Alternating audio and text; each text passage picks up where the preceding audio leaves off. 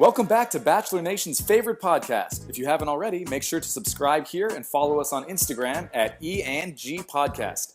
Available now are previous episodes with Bachelor favorites including Luke Pell, Ashley Iaconetti, Robbie Hayes, Leah Block, and much more. Plus, this season with Nick, we're bringing you weekly recaps, Bachelorette interviews, and exclusive offers from friends of the podcast. Thanks for listening.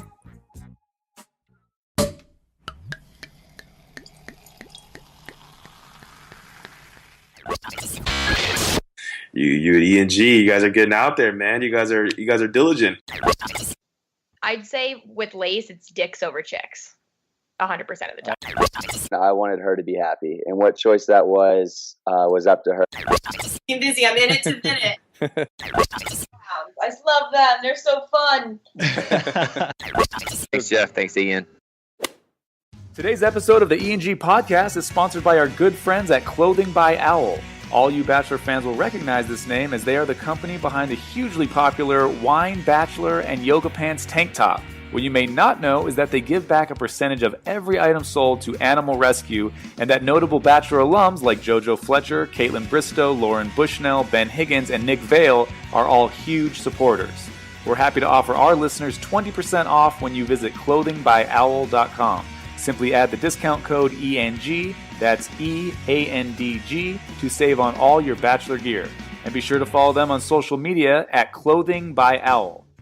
Jeff and I are doggy dads, which is why we're so excited to be partnering with our newest sponsor, Puppies Make Me Happy. They have a super simple mission to make the happiest clothes on earth, which they do. And we know our listeners will love this brand just as much as we do. Plus, we're excited to help spread a little happiness ourselves by offering listeners 20% off all merchandise by using discount code ENG. That's EANDG at checkout. Make sure to follow them on Instagram at Puppies Make Me Happy. Welcome back to the ENG Podcast, another special interview edition. The one and only Luke Pell is back for a second time on the ENG Podcast, and this time he was not getting on a plane, Ian, so we had plenty of time to talk to him, and he said a lot. Luke's just a great guy, man. I mean, all these rumors that Chris Harrison, and it sounds like even just the whole crew over at The Bachelor is trying to create for Luke this storyline that he's disingenuous. Jeff, see, I think I got it right that time. Ian nails it. Disingenuous. Disingenuous? Now I think I might be wrong.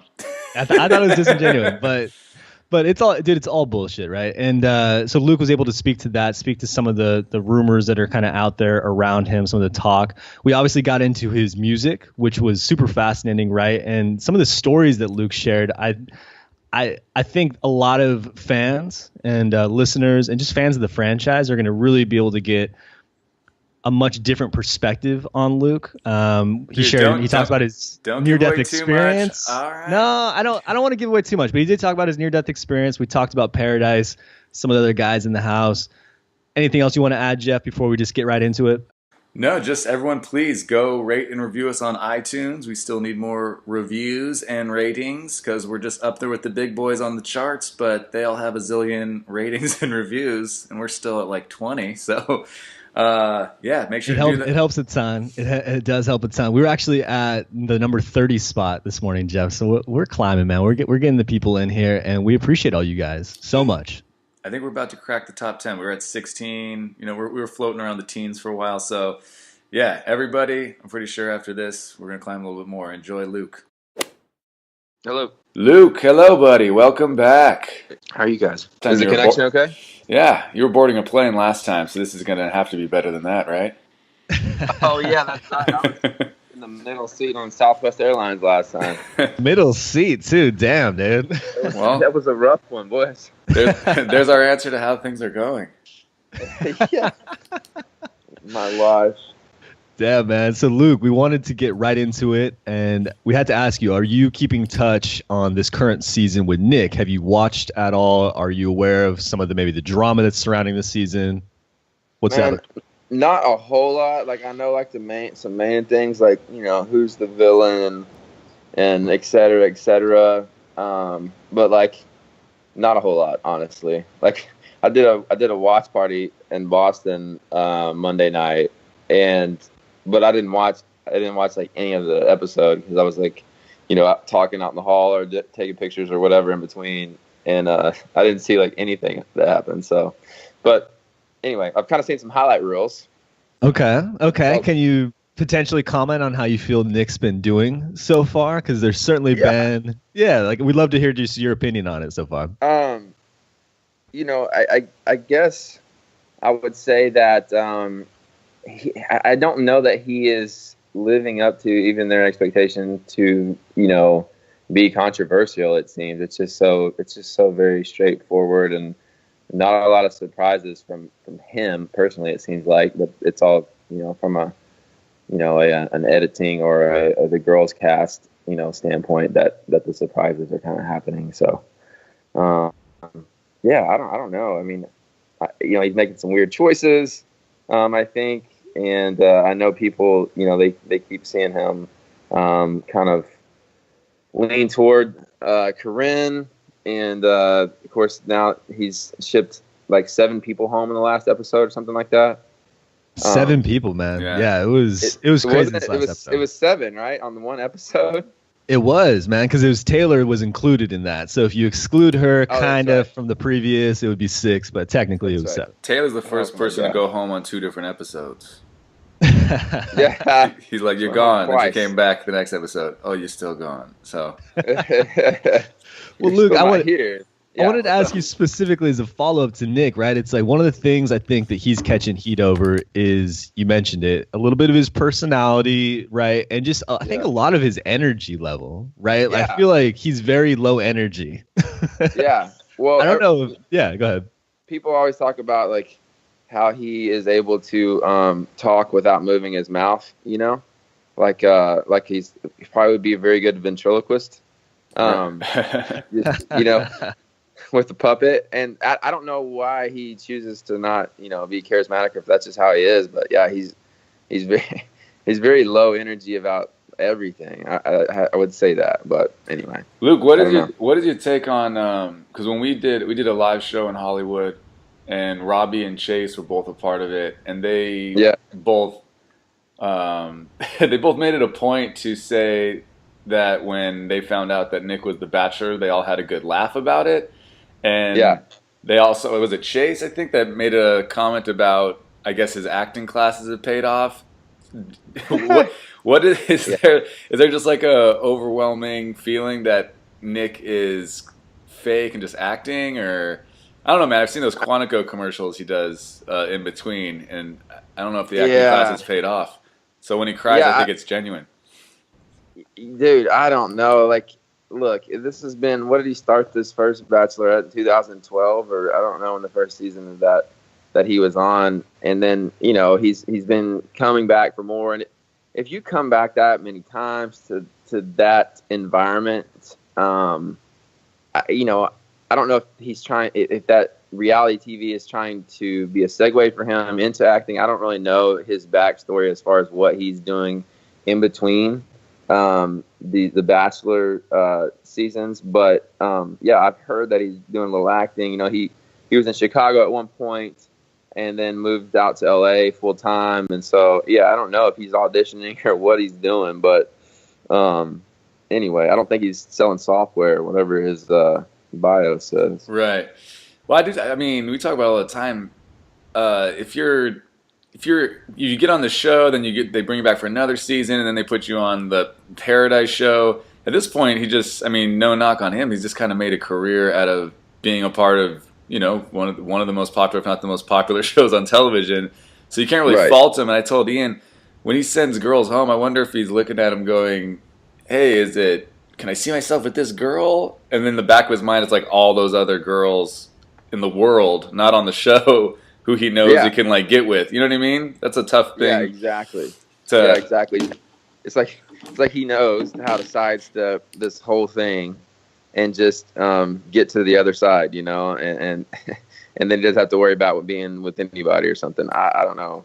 Yeah, I feel bad. I don't like to bad talk him too much because especially I'm not bitter about what happened. I got over about what happened, all the switch thing, and moved on. So I try not to like spend too much time like criticizing him and everything like that. But at the same time, yeah, if I'm just upfront and honest, I'm like, I would assume that their ratings have probably suffered some. I'm sure they're probably still leading their ratings compared to their competition of other shows that are on in the same segment. But at the same time, I bet they're down from years past.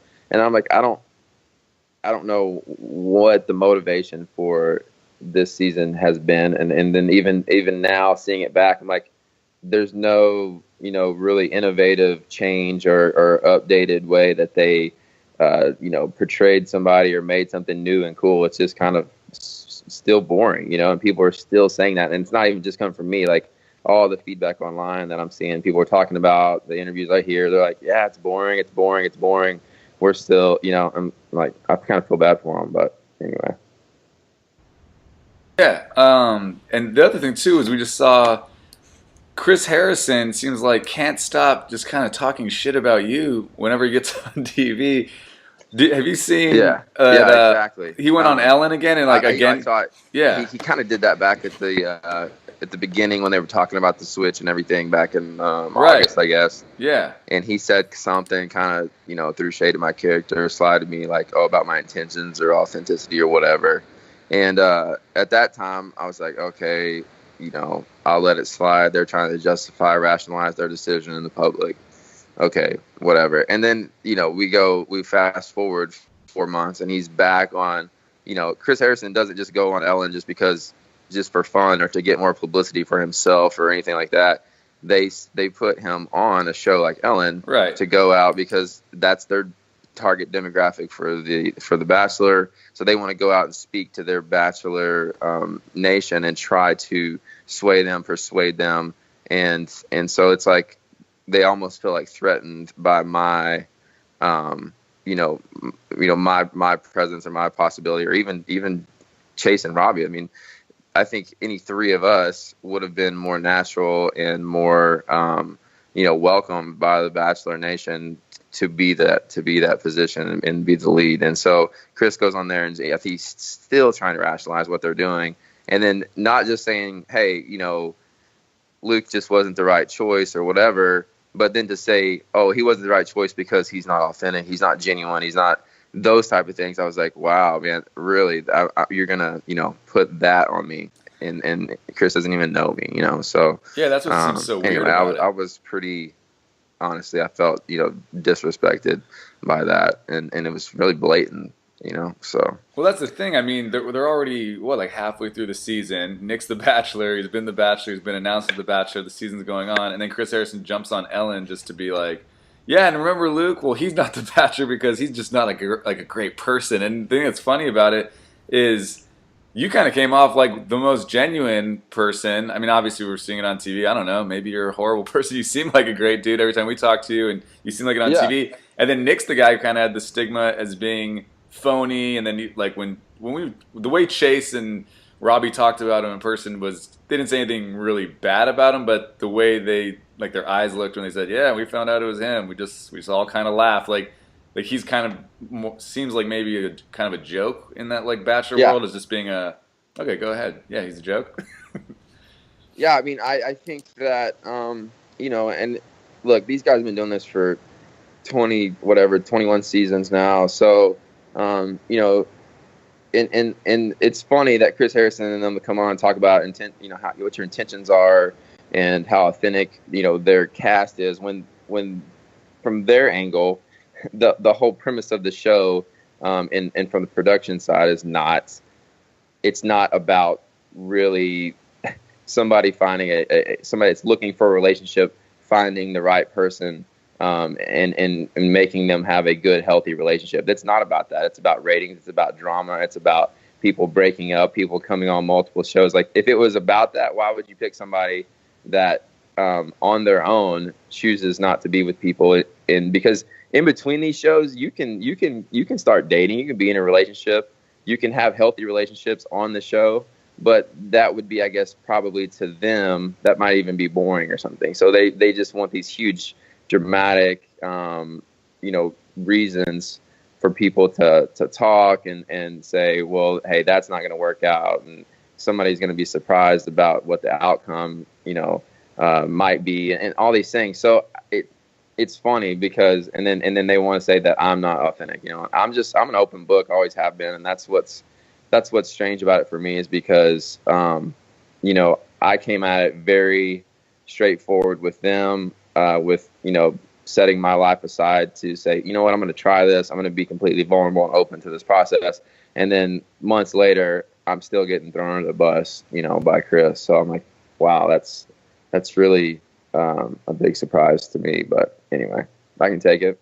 No, man, and it speaks more to their character, right, than yours. Yeah. At the end of the day. I mean, it's projection a little bit. One of the things that was interesting was the show also put out that when they announced Nick, there was a huge uptick in applications, right? It's just from potential women to want to be on the show. Yeah. However, when we've been chatting with a lot of the women from this season, most of them thought it was going to be you. So even that statement sounds a little bit like bullshit, right? You're like, come on, man. They were all just as surprised as we were when Nick was announced. A lot of them had already gone through the casting process. But so one of the things too, Luke, we wanted to get back to, last time we chatted, you had obviously just kind of gotten out of the relationship with JoJo. How long did that take you to get over it? What is your feelings now looking back on how that all played out? I mean, being on screen and having that short kind of roller coaster relationship in terms of time and how much, you get very invested in that relationship in a short amount of time. You're kind of in that fishbowl environment, so those feelings are real, those emotions are real in the time. But then as you come off the show, it starts to air. I would say that most people would agree with me in the Bachelor family that you kind of get over it quicker than you do other relationships, even because you just realize that, hey, everybody's in the same boat. Somebody, people have to go home. This is a whole process, and people are doing the best they can to make the right decisions. And so I think that's why you see people after the show, like Ben, all the girls that Ben sent home, they're good friends with Ben and Lauren now, and so it's not like in real life, if somebody's like ex is around, that's an awkward situation, and people haven't gotten over their ex, and all these things that happen in real life don't really happen in the Bachelor family, So it's kind of a different dynamic, and it's been interesting to see how that works because,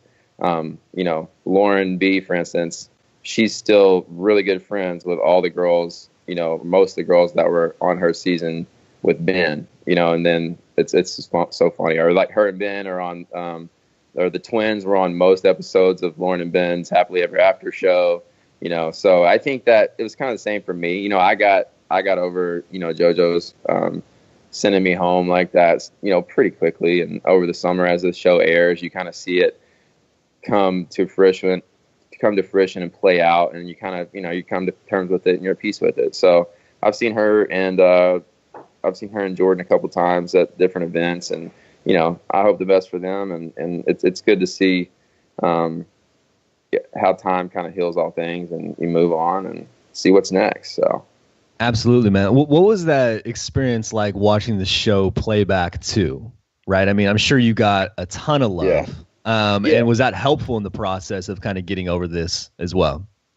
Yeah, for sure. Like it's that's interesting to watch it back. You learn a little bit about, what is going on. You can kind of see the bigger picture because you kind of got blinders on during the filming process, and there's, all these interviews and things going on that are about you, or, and you don't know what other people are saying, or what JoJo's saying, or how you're, necessarily going to be portrayed on the show, and all these things. So you see all that as the season plays out. And so, mine was all very positive throughout that whole experience, and until it wasn't, which was the big surprise. And that's a classic, I guess Bachelor thing to do, is to have a big surprise. So it was funny. I wouldn't disclose everything about it, but JoJo has, I was talking to her and her brother and even Jordan. It's funny, like, you talk about this thing and what happened in the past,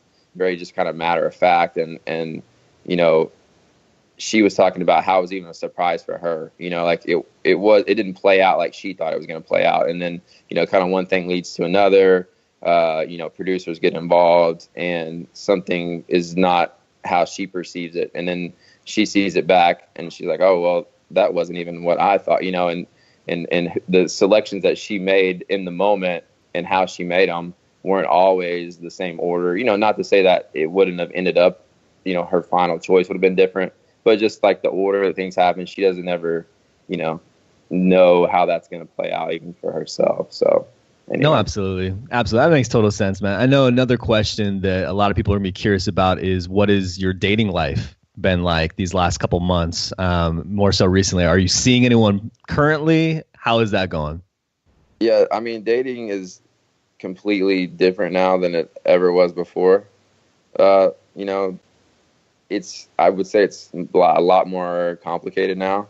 It's harder to be in a relationship, and be consistent in a relationship. So, I'm working 24/7, and trying to, get back to what I'm doing here in Nashville, and that really is taking up most of my time. And so I'm just trying to be patient and see what happens next. And, I don't know.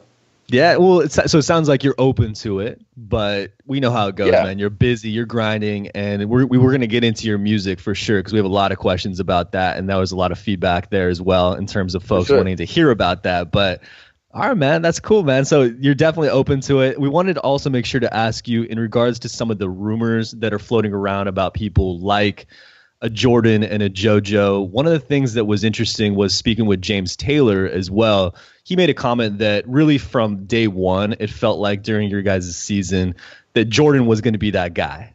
And there was an instant connection. And the more that time has passed, it was very interesting to see kind of how JoJo really kept gravitating towards him.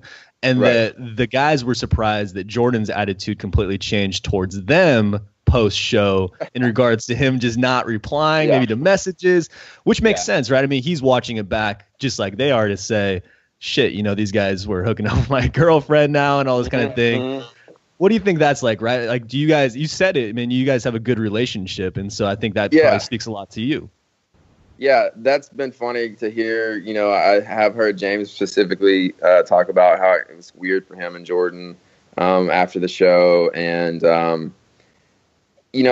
I would just preface it with this, that I'm sure being the final couple on any of these shows, it seems that just is an awkward thing, that you're some of them are more, you're kind of alienated almost in a sense, because it's like you and them, and then the rest of the Bachelor family, all the single people that are, alumni, they're out there like doing watch parties and doing all these things.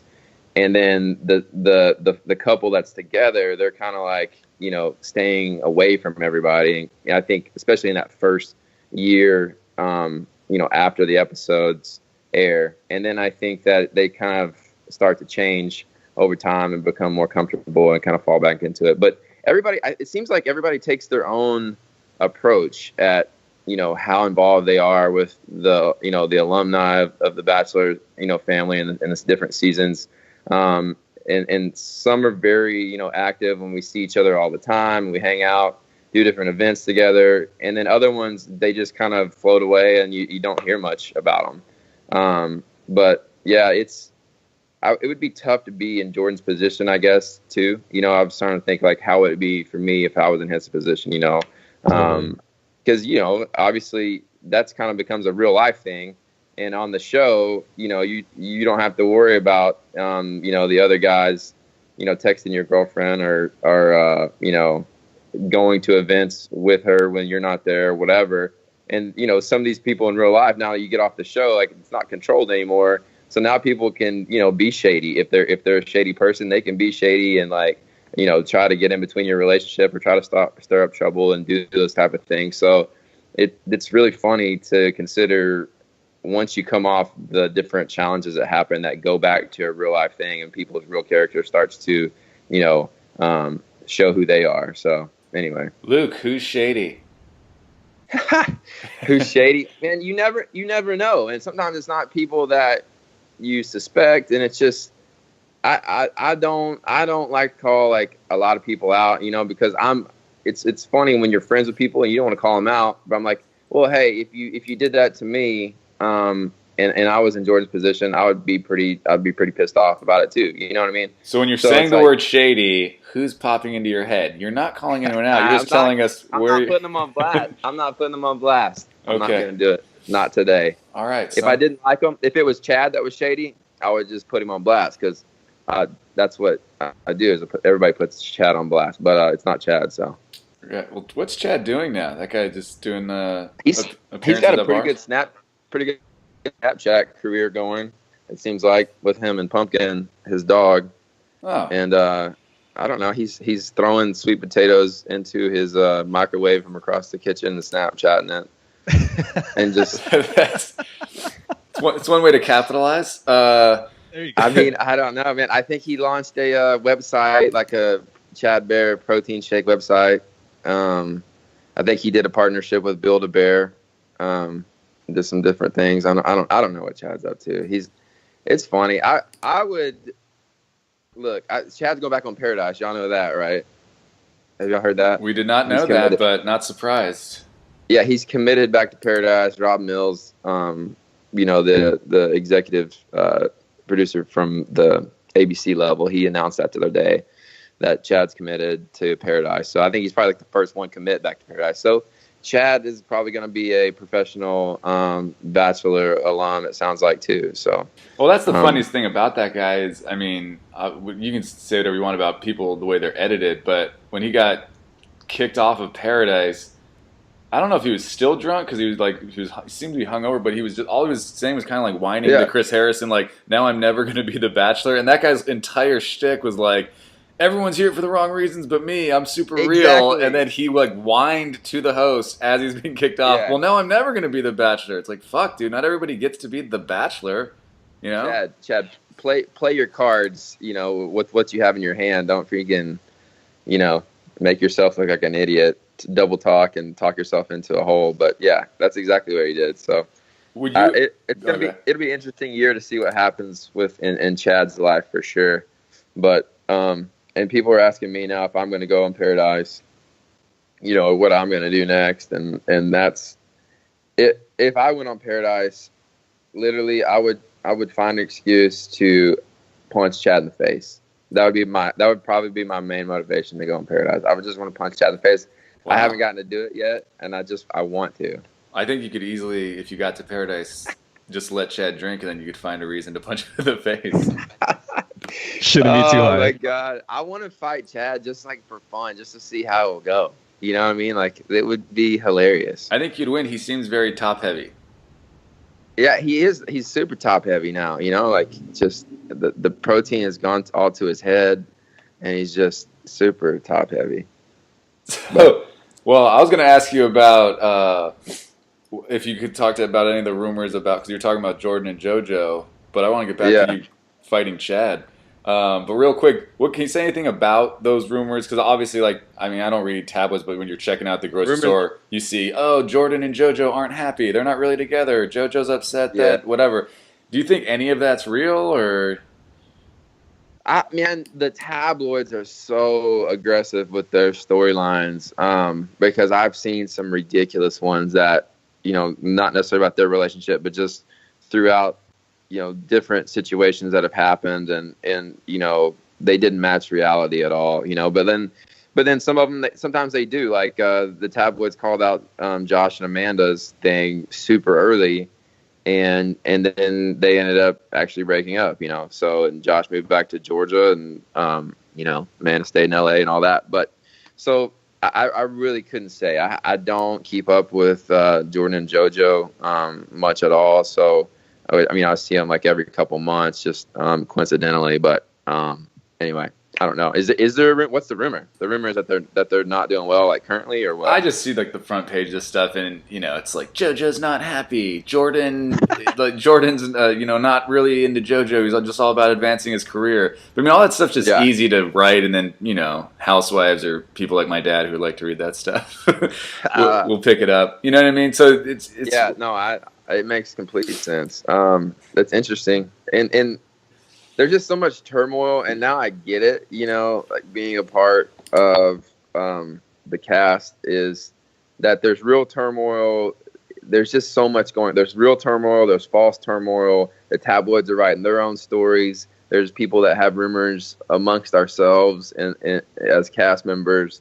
Like there's just so much going on. The producers, continue to play games with people about, who's going to go on Paradise or not go on Paradise. And it's just like, it's a mess, man. So to say that, then I go back to the question of, hey, how's dating going now? I mean, it's just ridiculous. It's so difficult, but anyway. Right. So you brought up, without us even asking, you going on Paradise, and if Chad's already committed, are you someone that they do contact? Because they're kind of, Chris Harrison's kind of their guy, and he's like going out there using you as like a whipping boy kind of for no reason. So are they trying to like alienate you or what? Yeah, well, I think that they probably have been. It was funny. Like I had everything with them was great. I got along with them throughout my whole filming process. After everything was great until the whole switch thing happened, because I asked them all summer. I was like, hey, look, I know y'all switched it in the past. I just need to know, like, am I going to get switched out so I don't change 3 months of my schedule, all that stuff. I just begged them, let me know if I'm going to get switched out. And they're like, no, I swear you're not. You're our Ben Higgins. You're the guy, whatever. So like that's why I was so upset and just kind of like caught off guard, back in August. Then whatever, I got over it and moved on. But they still kind of like I felt like I saw a little bit of them alienating me, and like the whole Chris Harrison starting to like slight my character and all that stuff. I was like, wow. So I kind of guess we're on bad terms, and I guess it was, for them, like I said earlier, rationalizing their decision, to go with Nick, and because like they make that choice, and whoever their lead's going to be, they've got to back it up. Even if it's a bad choice, they're trying to save it, and at the end of the day, they need ratings to get their show on another season and get it renewed and all that. So, as much as they want to claim, or anybody wants to claim that, oh, well, we did it because we care about, Nick finding the right person in his life and all that. No, it's about ratings, and it's about them getting, their next season. So if they see a threat to that and they feel like, that might be waning, they're going to try to save it any way they can. And if that's throw me under the bus and try to put, someone else on a pedestal, then they'll do that, I guess. And so that's where there became a rift between me and, the network and whatever. And I'm not that stirred up about it, but it seems like, almost that they have put distance between themselves. But we'll see. This Paradise conversation, is going to be their next invite is to have me back on Paradise, because, they probably still see that there's, demand, to have certain alumni back on Paradise every year. And that's how they kind of poll the audience and see what, all the fans want to, hear from and who they want to have on Paradise, and then they make invites and have them on. So I don't know. Do you think that the stuff where Chris Harrison goes on Ellen and all that, obviously it's like an ABC thing, it goes on there like you said to get the word out, but do you think bringing you up when, I don't know, I don't honestly like follow and look at everything you post, but I'm guessing you're not out there talking shit, so you're just kind of doing your thing and they're bringing you up. Do you think that's just like kind of a reaction that they're having because maybe the network kind of feels slightly insecure about their pick, and they hear all these people saying, I wish it was Luke, there's like an overwhelming, I'm not, like, there's a lot of people that wish it was Chase and all that, but obviously you seem to have a really, really big group of people who are like, why wasn't it Luke? So do you think maybe they're just kind of insecure about that, so they're making it a point, even though you're not saying anything, to bring up, oh, by the way, guys, here's why I wasn't Luke again. He's like not the best guy or whatever, Yeah, exactly. I think that's exactly what's going on. And I thought that they may, take the high road and not do that, and that's why I was really patient, as the switch happened. I was like, okay, I don't know. And I tried not to, give my raw reactions about it. I tried to just kind of, do the same thing, take the high road, because that's what you do. If you part ways with an organization for a certain reason, you kind of, you try to, speak highly of each other and all that. So I tried not to go there, and then they went there, and I was like, wow, okay, well, I see that's how it's going to be, And anyway, I think you're hit the nail on the head. I think that's exactly what's going on. So we'll see, how things work out with me and them in the future. If they're going to come back around and invite me to, how hard they're going to want me to be on Paradise. It's already been talked about. So, okay, man, we're excited for that. We'll see how it plays out. I know, Luke, one of the things you did post recently is your new song, right? So you have a single that's available right now on iTunes. It's out on Spotify. It's called Pretty Close. It's a very good tune. We wanted to get into your music a little bit. And one of the questions we want to start off with is, how do you write your music, right? Like, do you think of the lyrics first? Do you think of the tune first? Do you read music? We'd love to just hear about how you got into it, if this has been a passion since childhood or something you picked up a little bit later. Yeah, man, it's something that, I was always passionate about since I was a kid. And, but life kept taking me other directions, and I took that football scholarship out of high school and went to West Point. And, then I was in the military, after West Point, and all these things that kind of kept me from doing it professionally and kept me from, moving back to Nashville, doing it full time. Like some of my peers, they go to Georgia Tech or Georgia Southern or something for college, and then they were right to Nashville, a couple of years later, and then they spend, several years working on a career in Nashville and doing that whole thing. And me, I was in corporate jobs right after the military, and taking kind of doing the right thing, and taking these conservative opportunities when on the weekends. And what I was really passionate about was being back in Nashville. And then people say, if you do what you love, you never work a day in your life. And so that I finally kind of came to that realization after a couple of years with the corporate jobs. And I said, hey, I want to be an entrepreneur. I finally got a few things going in some real estate and oil and gas investments, and was able to make that transition, come back to Nashville. I love the city. I love the people here. I loved, country music, and I wanted to be a songwriter. It's not like that's a huge money-making career or anything like that, but it was something that I was passionate about. It resonated with me my whole life, and I wanted to come and learn that craft and be able to, build a story and with my life and put it into songs and make music. And so, that's what I did, and that's what I've been doing. I was doing that before, the Bachelorette happened. And so I couldn't be happier. I'm doing what I love every day. And I've actually probably never worked harder and put in more hours at any other job than what I do now, but it doesn't feel like work. Like Monday mornings are not Monday mornings for me. Like they don't stress me out. Like I love what I do every day. And can't wait to wake up and get my day started. So, dude, that's what it's all about, man. You got to love that. It's like, what kind of corporate job did you have, Luke? You mentioned that was what you were doing after the military. Yeah, right after I got out of the military, I went to work for Chesapeake Energy, which is an oil company in Oklahoma City. So I was an engineer and a manager there. And then I went straight from that to a consulting firm near Houston, Texas, where we did like leadership development, executive training for different companies throughout the U.S. So and they were great. What was cool is it was weird. They were great jobs. They paid well. They were with great people. But it was just I would go home, and after 5 and be like, what am I doing? It doesn't feel right. I kind of had a hole in my fulfillment of my career of what I was doing. So I finally made that decision and got back to Nashville. So love it here. And that's awesome, man. You're chasing your dreams. That's what it's all about, really. Absolutely. So, man, and so Luke Pell's Angels, they were one of the folks that was asking about your songwriting ability, and some of those questions we just got into. We have a number of fan questions from them as well. They were able to post for us, and so we want to get into those. Before we do, the last question I have in terms of the music was, how much do you think the Bachelorette has helped you, right, in your music career? Yeah. Getting great audiences coming out, just saying like, Luke, we love you. How is that going? Yeah.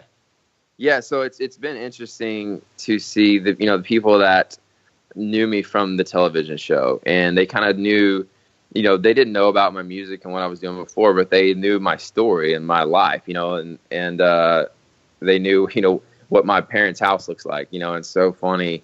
how much they knew about me and how I'm in relationships and all those things.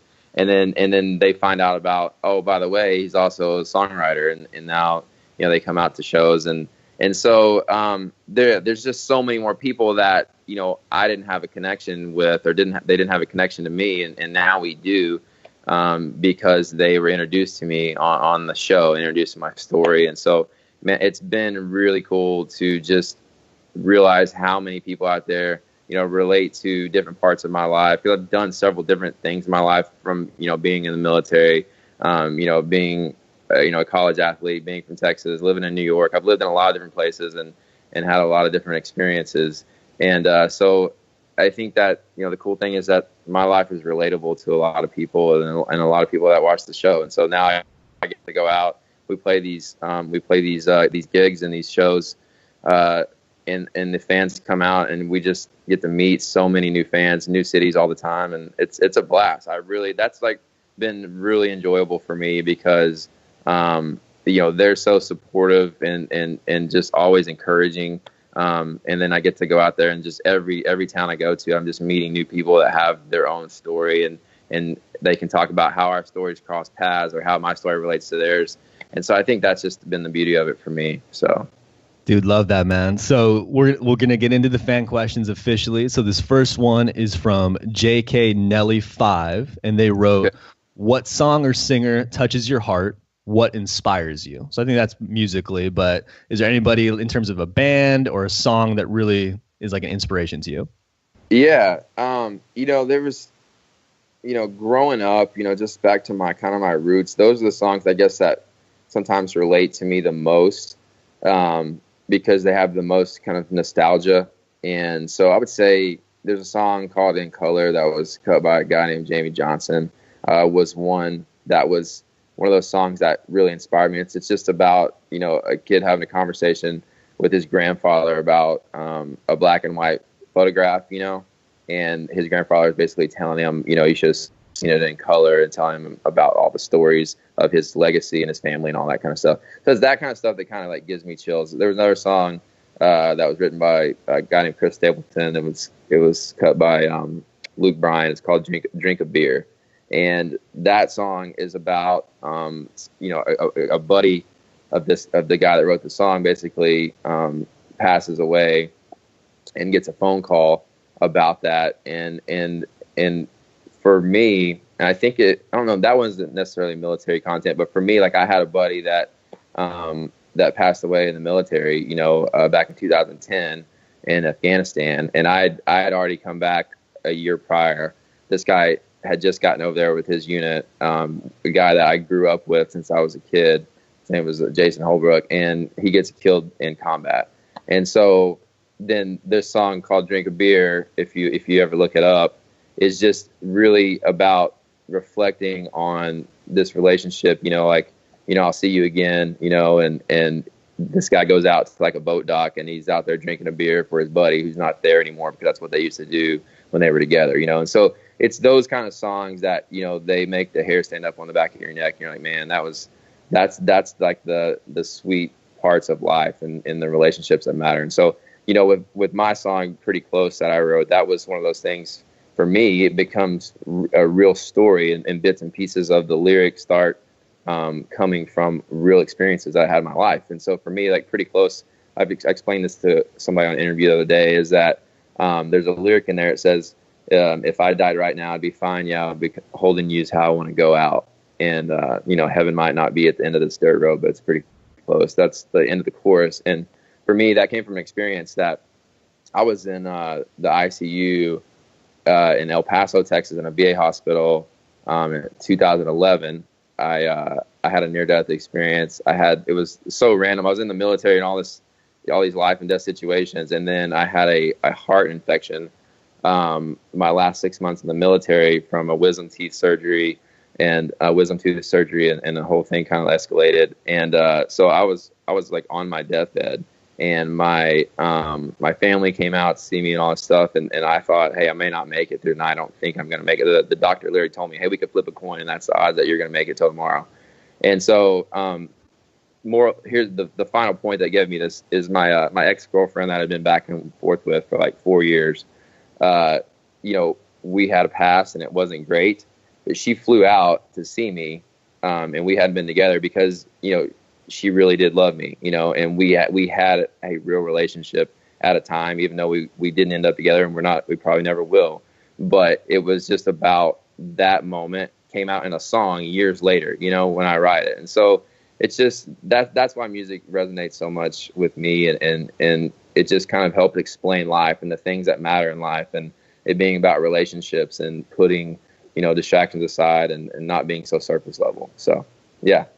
Damn. Wow, Damn. dude. That's a hell of an answer, Luke. We have, what's so funny, Luke, is we have a list of fan questions, and I'm supposed to ask the next one, and that your last answer was so deep. And here's my question from Tammy_Cardinal. After you said all that, when you were on The Bachelor, you were very adept at diffusing conflict in a group, aka Chad. Was that part of your military training, or is that your natural ability? I think you kind of talked about this the first time we spoke with you, but I mean, this is obviously a new podcast, so yeah. Yeah, it was about working conflict in a group. Is that what the question was? Yeah, it says this person said Tammy_Cardinal. When you were on The Bachelor, you were very adept at diffusing conflict in a group. Was that part of your conflict? Yeah, diffusing conflict. I want to know if that's natural or if that's part of your military training. Yeah, a lot of that I think it was military training, which is really funny, and it sounds kind of weird to talk about it now, of the correlation between the military training and what was going on in the Bachelor group, for a couple reasons. One is, in the military, we would get thrown into, as a young lieutenant or whatever, you would get a platoon of soldiers, so there's like 30, 40 new people that you're now in charge of, and you're managing these guys basically. And so you get kind of thrown into it. You're trying to get to know them quickly. You may be in Afghanistan. You may be somewhere where you're trying to figure out who's competent, who's your troublemakers. So you're trying to dissect this whole group of guys and their character, their personalities, all that stuff, how they operate. And so it was like the same thing when we all get thrown in the Bachelor. There's 25 guys, and so I just go back into this mode of like being able to dissect their personalities, get to know them pretty quickly, and kind of figure out, what's their MO, each guy. And so that was just a military thing. I was also a sociology major in college, and so group dynamics and stuff, I wrote, papers and whatnot, did a lot of research on that. So so being in the social experiment that is the Bachelor filming process, it was pretty much right in line with what I'd researched and done had a lot of experience in the past with. Seems kind of like a perfect place to implement everything you learned, huh? Oh, absolutely. I was laughing. I was like, man, my freaking college professors, they would just eat this up, because there was like the whole time it's just a social experiment. You take everybody's phones away from them, and then like they go through these phases of group dynamics, and just and then the weird part of they're all dating one girl, and there's just so many just weird dramatic group dynamics things that pop up. But yeah. Right. All right, so next fan question is from Jess Moliv, JESSMOLIV. Hope I'm pronouncing that right. This girl had a lot of questions. We're supposed to only ask one, but let's see. Okay, so what or who keeps you grounded? And then I'll ask you all her follow-up questions. What and who keeps me grounded? What or who, yeah. Man, yeah, my faith has been something that has always been a big part of my life. And it went to a whole nother level once I had that near-death experience, which was like 6 years ago now. And I'm just a person that I feel very solid in my faith, and just have this complete faith, because tomorrow's not guaranteed, and once you have a life and death experience, you kind of have to come to terms with how you feel about God, and how you feel about your faith, and what is life, what's the purpose of life, why you wake up tomorrow, because so that is, I guess, what keeps me grounded, and kind of gives me a roadmap for life. And then of course, that goes hand in hand with I've had a great family life too. Like my parents, they're such a blessing. They're just the most down to earth, genuine people that, not even being biased because of my parents, but probably that I've ever met. Like my dad, my mom, both, they're just people that have a heart of gold. And I was lucky to have them in my life and for them to kind of give that to me, that realization of loving, how important it is to love people well and be yourself and stay in touch with your faith. So, yeah. All right. Well, Luke, after that last answer, I think it's pretty obvious why Chris Harrison thinks you are a phony piece of shit. After talking about your faith in your parents. Yeah. No, I'm just kidding. That's Thanks, Chris. I know Chris Harrison would be like, I heard him on this podcast saying he likes his parents. Liar. He's gonna call me out. All right, so Jess has more questions. So that was a great answer for who keeps you grounded and what. She said, and what's one of your favorite moments while on tour? Favorite moments on tour. And this is just now starting to happen, is where people start to learn and appreciate like the music that I put out, like my original music, and they'll like sing it back. I think that's one of the coolest things. If people know a song that I wrote and they sing it back to you, on stage, that's just, that's why I love the live shows and the concert environment anyway, is because there's just so much energy in that environment. People come out there, they're all there for different reasons, and they're, mainly there to have fun. And so, I kind of get to contribute to that, direct that fun from the stage. And so like that energy every night when we play a show is by far, the most fun. So yeah, that sounds awesome. Another follow-up question from the same person. She said, also, excuse me, do you ever speak to other vets about your experiences or offer words of encouragement to them? I still stay in contact with, some of the guys that I was in the military with, that I served with, and then also this is also a segue into this charity that I work with here in Nashville. That is really the perfect charity for me to work with because it aligns perfectly with my background and what I do.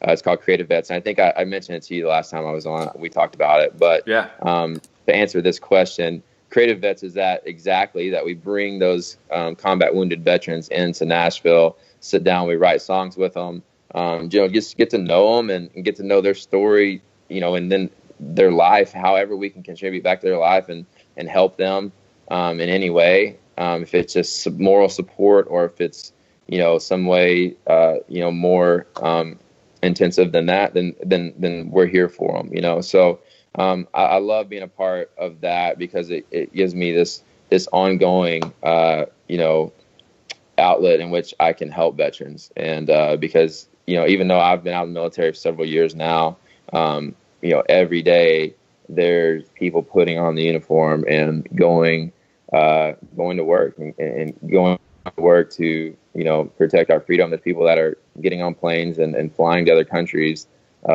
putting themselves in harm's way to protect us. So, I love being able to connect with veterans anytime I can and just, give them my support. So. All right, perfect. And then her last question, she said, I'm just going to read what she wrote. Have another one, kind of silly. I once saw a post of Luke Pell, and he mentioned he didn't know what to do with his hands while on the red carpet.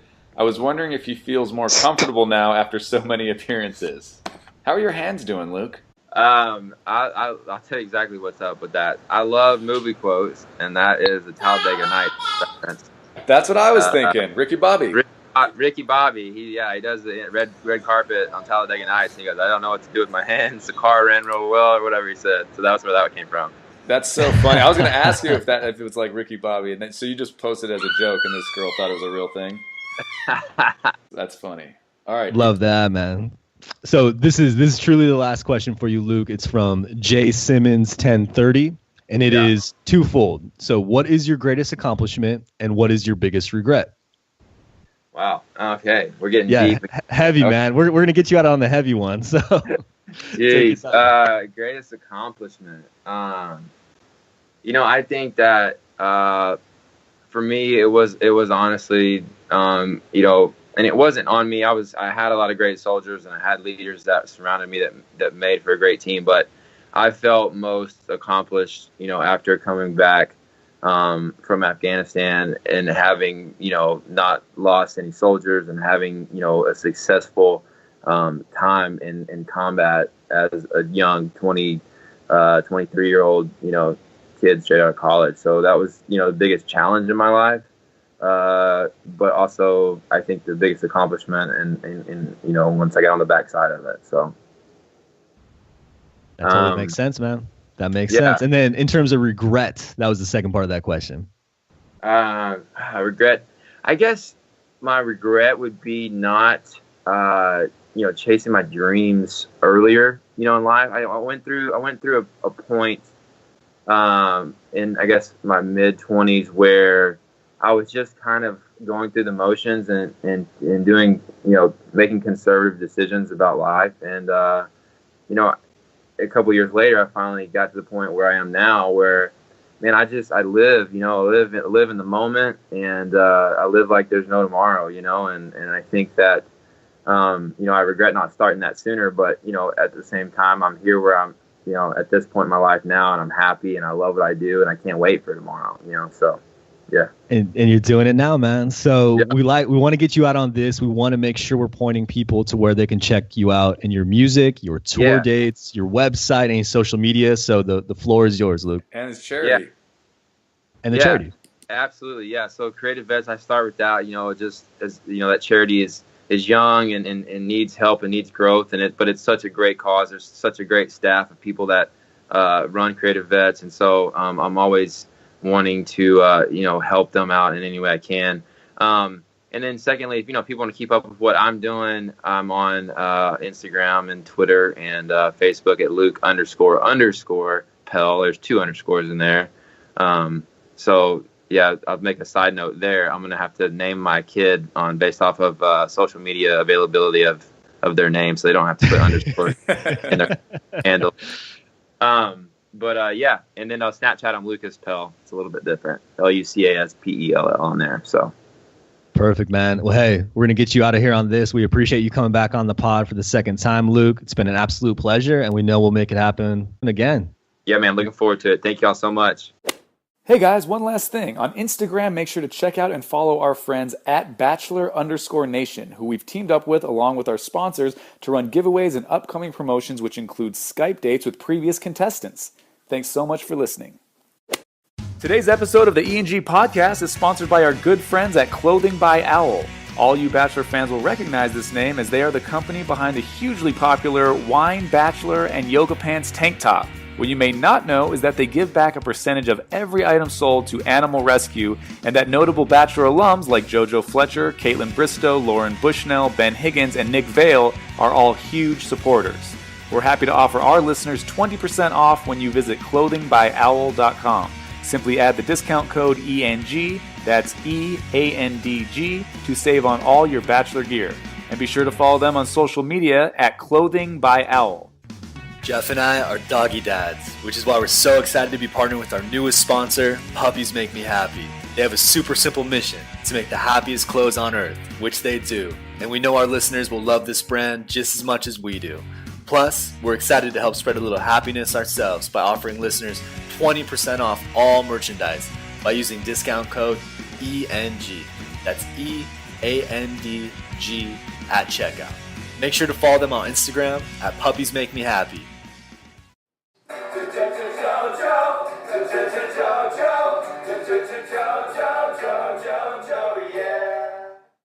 I'm killing it.